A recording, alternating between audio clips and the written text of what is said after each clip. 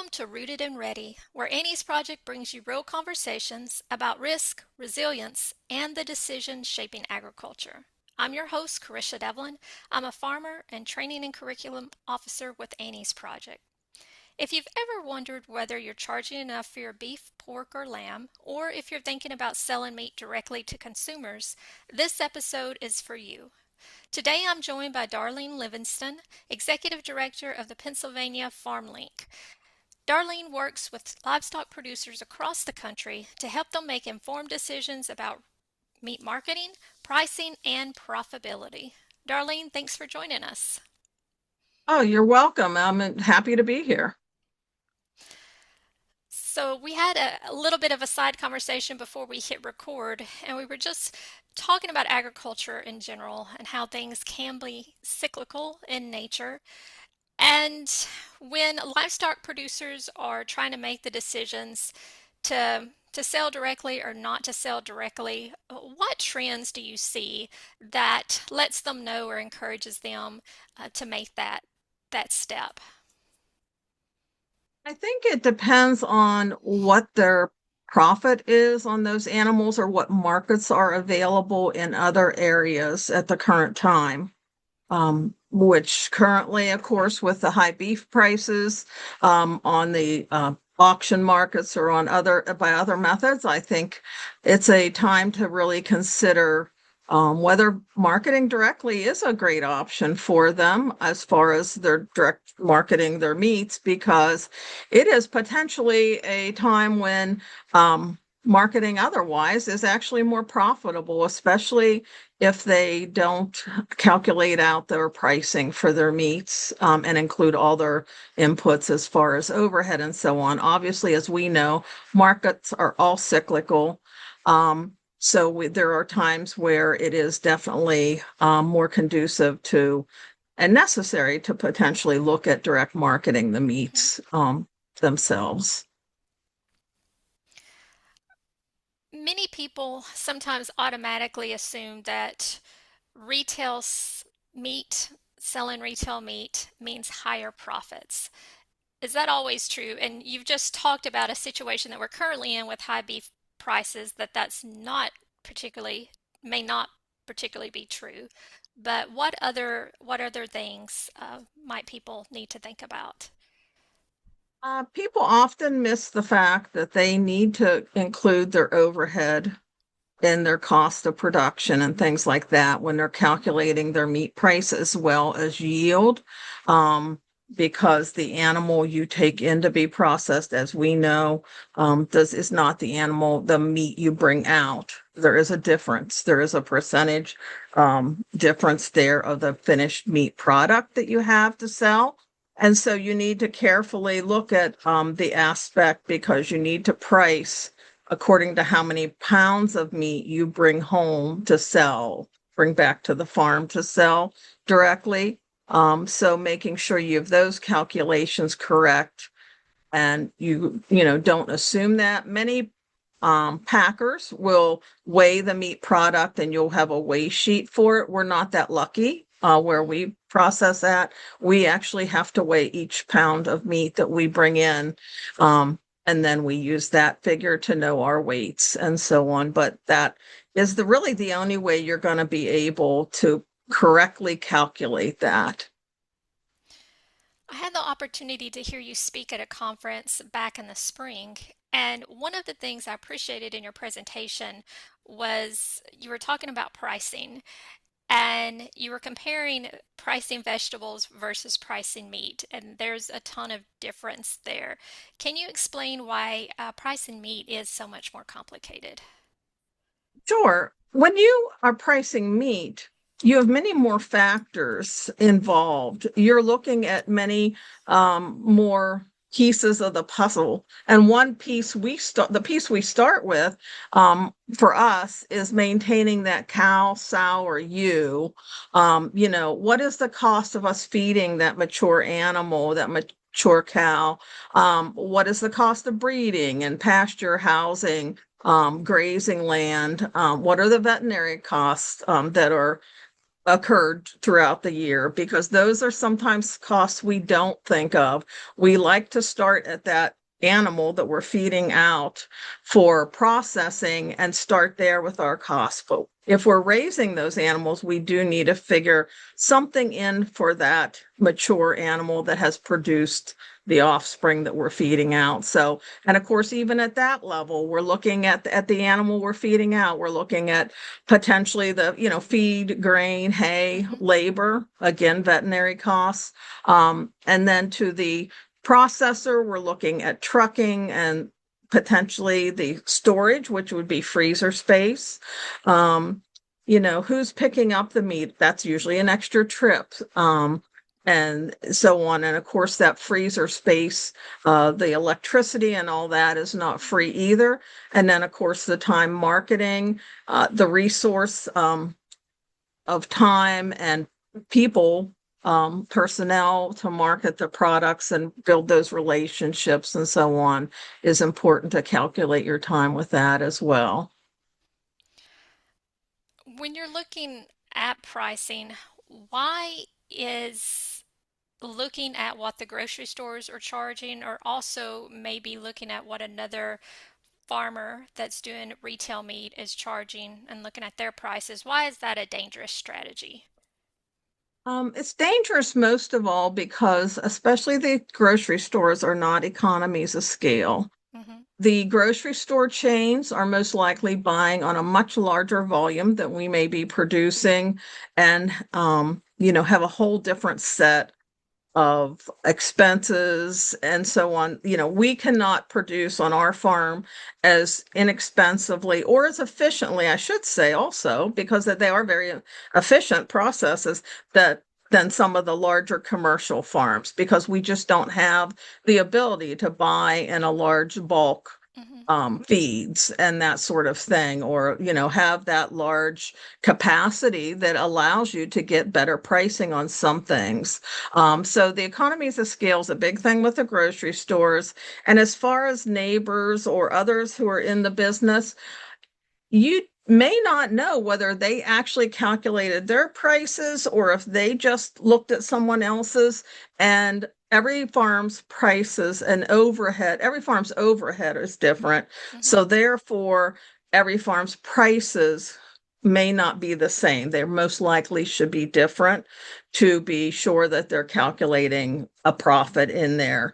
My overhead, I do not believe would be the same as my neighbor's overhead, or, my cousins down the road or something like that. We all have different overhead and expenses that we need to calculate in. So it's really a great way to illustrate, just because it's sales doesn't mean it's profitable. So that's something I think that people really need to think about. Yes, definitely. Definitely. Yeah, it doesn't mean just because it sells doesn't mean it's profitable. And in fact, I would even say if something is selling too fast, that Mm-hmm. makes me leery that it's Oh, actually priced too interesting. low. Interesting. Yes, because there's oftentimes, if my husband or I see a run on some particular meat, we will look at each other and laugh and say, was it on a cooking show? But then our second thought is, and I will say, I will check grocery store prices, but we better check and see if we happen to have be below a grocery store price, Mm-hmm. that prices have gone up and we haven't realized that, and recalculate. And some of that, and I will do that, and some of that goes back to also selling a whole animal Mm-hmm. versus selling parts of that animal. But anyhow, it is actually a checkpoint for us.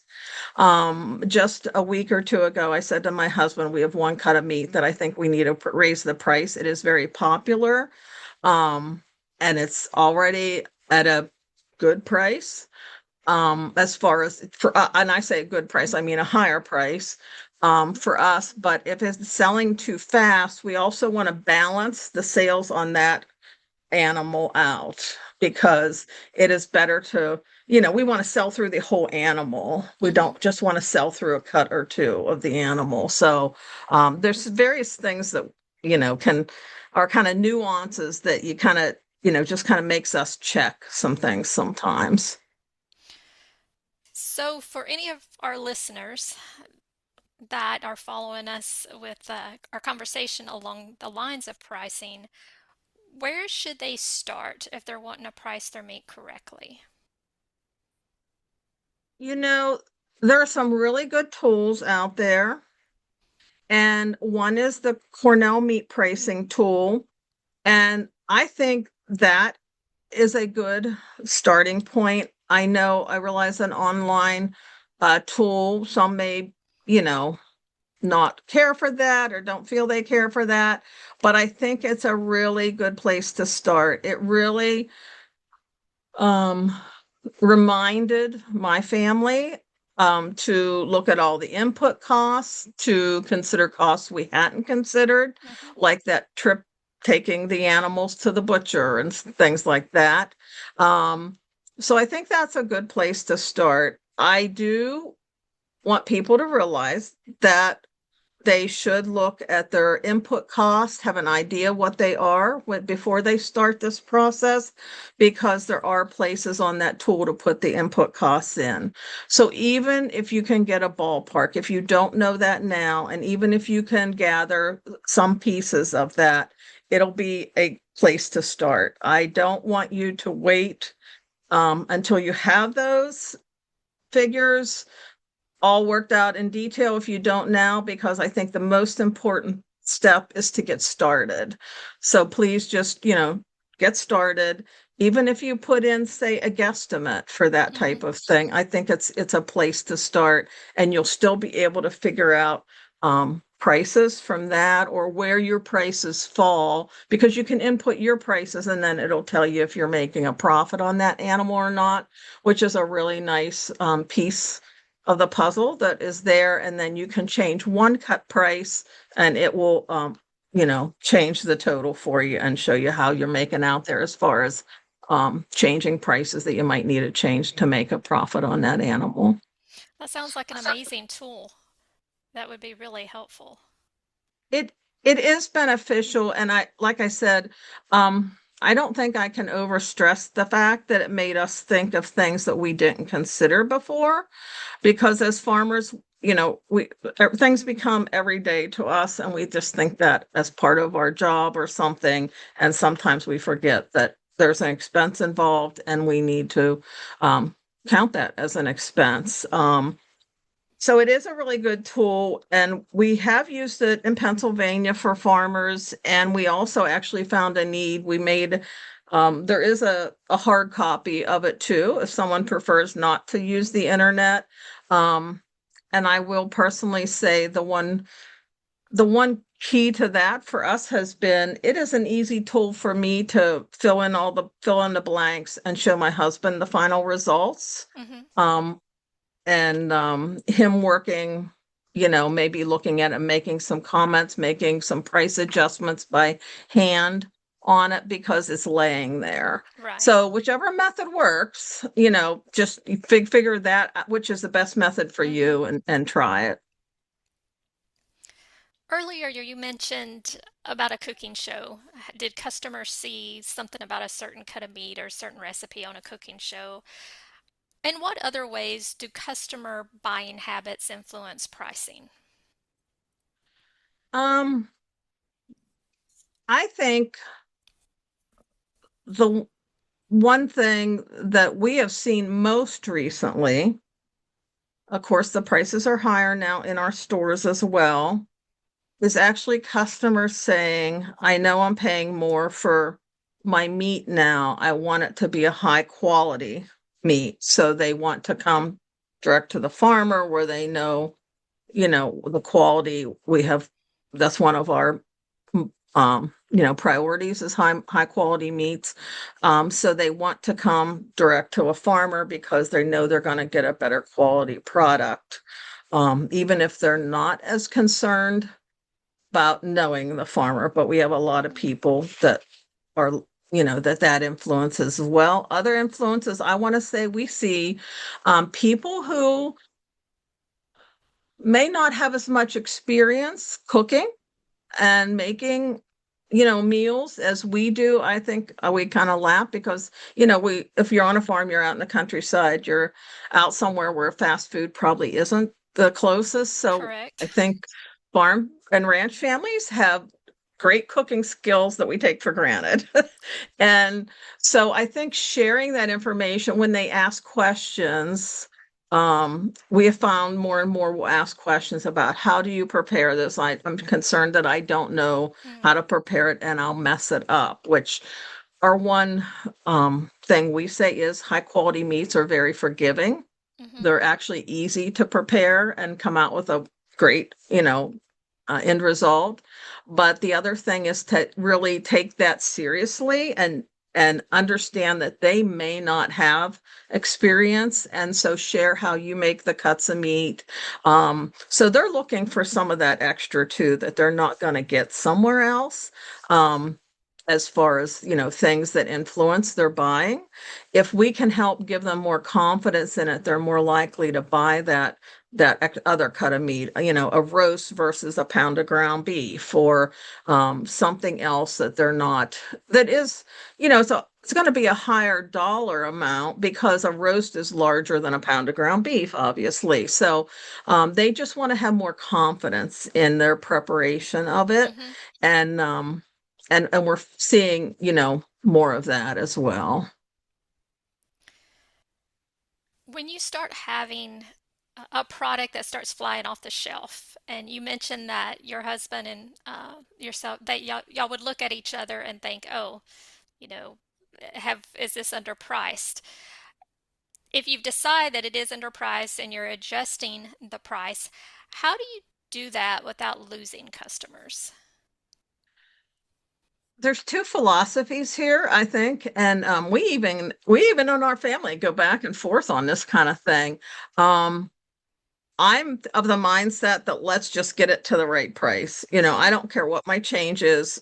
I don't mind changing it, making a larger change in the price because I know it's the right thing for us. I know it's what is gonna ensure or help with our profitability. And that doesn't bother me at all because that's where we should be. Mm-hmm. Um, and my husband, um, he goes along with that to some point, and then some points make him nervous.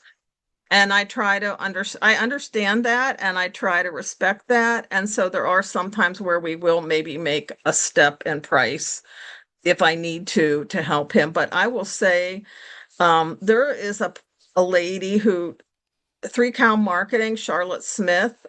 I really love her philosophy because what happens is she talks to farmers about their mindset, Mm-hmm. the mindset that, farmers and our products, we're valuable too, and we should um, have make a profit on our products, and we should not feel bad about pricing them where they need to be to have that profit. And I'll be honest, that made the biggest difference for us, just my husband and I even working together, and he's much better about it now than he was previously. I'll say a couple years ago. Um, so it is, I'm of the mindset, move it all at once, move it to the price it should be. And lots of times we do that, but I will also respect him and have a negotiation talk when Mm-hmm. I need to as well. I like that philosophy because I think a lot of times our farmers and ranchers fall into that price taker Yes. area.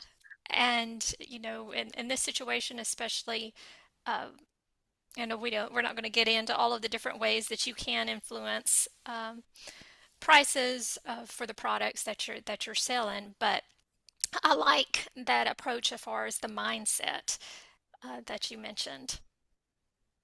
And I will say, I think one time I had a person ask me or say something about my price being high. And I just looked at that person and I said, I really like you as a friend, but I can't sell at a loss for you, Mm, you know. And they looked at me and went, "Oh, no, no, we don't want you to. We wouldn't mm-hmm, expect you to." So I think sometimes in a nice way, just explaining that if I sell it lower, I'll be selling at a loss, mm-hmm. and my husband always say, well, they don't ask the big box stores to sell at a loss. They wouldn't get them to change a price, give them a cheaper Mm-hmm. price, which is a good point as well. But it helps the others see, and they respect the fact that we are calculating our costs. We are trying to be good business people and know what our inputs are so that we do have that margin of a little profit that we need, of some profit with it. Right. What role does marketing play? Marketing plays an important role. And I think some of the most important points in my mind, though, are farmers need to um, understand and be able to share why they're selling directly. And I'll say not just selling directly, but what points are their what are their points, what are their goals, what is their mission in this? Are they selling a high quality product? Are they selling it, be it, grass fed versus pastured versus, grain fed? Mm-hmm. What are their goals? What are their processes? What do they believe in and what do they bring to the table? And that's really, what we're marketing. But I will say that what we have found over the years as we have shared those things when people ask us and so on is the fact that sometimes it's not as much about some particular factor as it is about the story. What is the story of the meat, of the farm Mm-hmm. family? So they want to get to know the people and the stories. So one of the biggest things I think we can market is actually marketing our farm story, sharing how being transparent, sharing how we raise the animals. But that's actually even bigger than than say the price to the people that we're selling to. It's that connection for them to feel Yes, that it's very connection back much with where their food is coming from. Yes, it's very much about the relationships that we're building. We Mm-hmm. build those relationships, and those are the most important, I think, piece of marketing that some people don't realize. My next question was going to be about those relationships and how important they are. And you're saying it's a huge component It for is a your huge marketing. yes, it is a huge component, I think. And that's what we have found over the years, that building the relationships is so important. Um, and that's a bigger selling point to the people purchasing from us Mm-hmm. than anything else. If we have that relationship built, going back to raising prices, if we have that relationship built with these people, and they truly trust us, love our products, and so on, they're honestly going to continue to purchase from us because they have that much faith and belief in us. They love the product that they're cooking, the meat, the end result, the meat product, and they're going to continue to purchase from us, and they're going to back us Mm-hmm. because they want to see us succeed. Just a couple weeks ago, my husband said he had a lady. I wasn't at market that day. My daughter went in my place, and a lady came and she said, "Now you accept checks, right?" And she's bought from us for a long Mm-hmm. time. But he said, "Well, yes." And he went over that we accept, all forms, essentially credit card, cash, check. And she said, "But with my check, you won't pay your fees. So that's more for you." And he said, "Well, yes, but we, have that calculated into Mm-hmm. our overhead." And she said, "Well, no, it's about what's best for you." And she was insistent that she wanted to pay us Mm-hmm. with a method that did not cost us the extra fees. And like he said, now, if that wasn't proof that she wanted to see us succeed, and it's really great when we see, our customers, or, that they are really, it's really important to them that we succeed. They Mm-hmm. want to see us be successful. So those are the relationships you're building. And when you have that, even if somebody does ask about why your prices went up, they're accepting of that. Mm-hmm. It's because costs went up, it's because processing went up, something like that. And in this case, he told her, well, we did realize that our our processing or our credit card processing costs went up about 0.5%. Mm-hmm.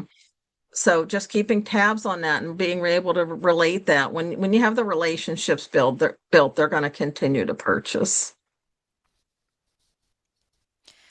What separates successful direct marketers from those who may not be successful that are struggling? What are those successful direct marketers doing differently? Um, and I don't want to say we're super successful by any stretch of the imagination because we always have room to grow. We are still learning and will always be learning. But one thing I think that is maybe a challenge for some is the thought process too that if they just put everything out there on Facebook and keep inundating people with messages there, that it's going to be it's going to be successful for them. And that's, as we've just talked, it's more about relationship Mm-hmm. building and those things. And those things are wonderful. Don't get me wrong. They are definitely a necessary part, but I think it's a balance. I think it's more about balance across the different aspects and to be sure that they also include building relationships, having those conversations. They are definitely going to have to work on their meat pricing too. Mm-hmm. There's no way around that. It has to be a part of it. And if a farm family has challenges with that, I'm sure there's someone out there that can help them, probably the extension office or something. If they need help, I think there's people to help with some of these things. But I think that's going to be part of it. And you know, honestly, pricing too low and having the meat fly off the shelf is not really a successful marketing technique either. Mm-hmm. So some people may be, kind of a little bit blinded by that to think that's showing success when it's not actually a positive success that they're feeling, and they won't know that unless they figure out the numbers on it. Mm-hmm. That can be and kind of something that they don't recognize. So I think that's one thing you have to consider, definitely have to consider, because long term that's not something that's not profitable. It's not going to last. It's not Right. going to be successful. And that kind of brings us back to just knowing your numbers and taking the Yes. time to run them and to see what exactly, those costs are that you're having. And you mentioned that great tool from Cornell. What other resources are out there that you would point folks to? There are other, I know there are other, I'll say states that have their own calculators, and Mm-hmm. they're all good. They're all good. Don't get me wrong. Any of them will be a successful for you, and that you're welcome to use any of them. Like I said, I do really think it's not a pricing tool, but Charlotte Smith and Three Cow Marketing, I do really highly regard what she says about marketing. And she will, like I said, she encourages people to, do what they need to with their prices. There is a lamb calculator out there. Um, it's an ATRA program that's out there, because sometimes lamb calculate pricing calculators have been a little hard to find, although the Cornell one goes into that. And South Dakota has a lamb calculator as well. So there are other tools. I would encourage you to get on your own state's extension website Mm-hmm. and see what tools you may have in state as well. And or call the local extension office, because everybody out there wants all farmers to succeed, and that's really what the extension services are about as well, to do that. So, and you're welcome to look, PA Farm Link. We have the link to the Cornell tool on our website. We also have the link that you can download a PDF of the hard copy um, calculators too, to do that by hand if you just print it out, um, and that sort of thing. So those are just a few of them, I think. If someone listening today wants to build a profitable retail meat business that's their dream, what's the first step you'd encourage them to take? I think um, there's a couple steps that I would take because just knowing the nuances, Mm-hmm. I would probably start out by looking at what is my meat source? Am I raising my meat? What does that look like? Um, what are my priorities? How am I raising it? What are going to be some of my goals with that? And how do I want to do this? The other thing um, I would say is look at your state regulations as well, because that is a very important part of it to always meet all the Mm-hmm. regulations and do it the right way.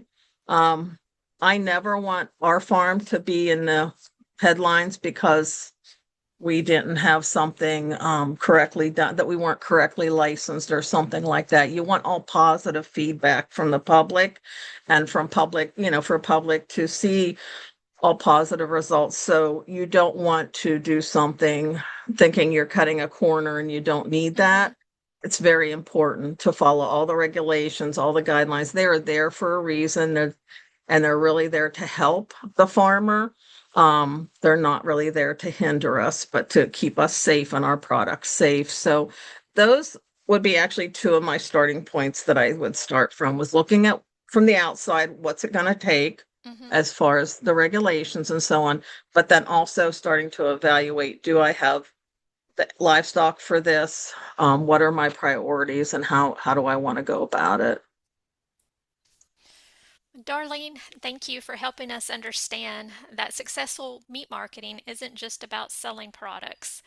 It's about knowing your numbers, understanding your customers, and making decisions that build a sustainable business. Thank you. You're quite welcome, and I'm happy to be here and share this with you. It's something I enjoy. Well, really appreciated having you. And thanks to all of you for listening to Rooted and Ready from Annie's Project. If this episode was helpful, subscribe, share it with someone in agriculture, and join us next time as we continue learning together, one conversation at a time.